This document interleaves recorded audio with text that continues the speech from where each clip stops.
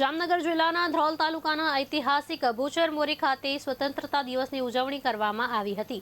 રાજ્યના વન અને પર્યાવરણ મંત્રી તથા જામનગર જિલ્લાના પ્રભારી મંત્રી અર્જુનભાઈ મોઢવાડિયાના હસ્તે ધ્વજવંદન કરી તિરંગાને સલામી આપવામાં આવી। ત્યારબાદ police, home guard, student, police cadets, NCC, dog squad, mountain unit, police band સહિત 9 પ્લાન્ટની પરેડનું આયોજન કરવામાં આવ્યું હતું। આ કાર્યક્રમમાં વિવિધ ક્ષેત્રે વિશિષ્ટ સિદ્ધિ મેળવનાર વ્યક્તિઓ અને સંસ્થાઓ તેમજ સ્વતંત્ર સેનાનીઓના પરિવારજનોનું સન્માન કરવામાં આવ્યું। સાથે જામનગર જિલ્લાના વિકાસ માટે 25 લાખ રૂપિયાનો ચેક અર્પણ કરવામાં આવ્યો હતો અને વિદ્યાર્થીઓ દ્વારા દેશભક્તિભર્યા સાંસ્કૃતિક કાર્યક્રમો તથા વૃક્ષારોપણ કરવામાં આવ્યું હતું। ધ્રોળ ખાતે એક ઐતિહાસિક ભૂચર મોરી મેદાન ખાતે કરવામાં આવી અને હજારો લોકોએ આ ઉજવણીમાં ભાગ લીધો। ખાસ કરીને જુદી જુદી શાળાના બાળકોએ રાષ્ટ્રભક્તિને લગતા અનેક કાર્યક્રમો રજૂ કર્યા।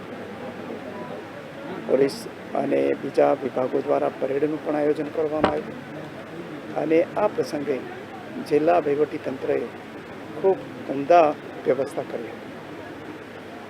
જે આઝાદી સંગ્રામમાં લડવૈયાઓ હતા આપણા, એમણે ક્યારેય વિચાર્યું નહોતું કે આ આઝાદીની લડાઈ લડીને અમે એના આઝાદી હવાની અંદર શ્વાસ લઈશું, છતાં નવી પેઢી જે આપણી છે એ પેઢીને આઝાદ ભારતની નવી વ્યવસ્થાનો લાભ મળી શકે એ માટે પોતાના તન, મન અને ધનનું બલિદાન આપીને આપણને સૌને આઝાદ કર્યા છે। આ પ્રસંગે આપણા યશસ્વી પ્રધાનમંત્રી નરેન્દ્રભાઈએ વિકસિત ભારત 2047નો સંકલ્પ આપેલો છે।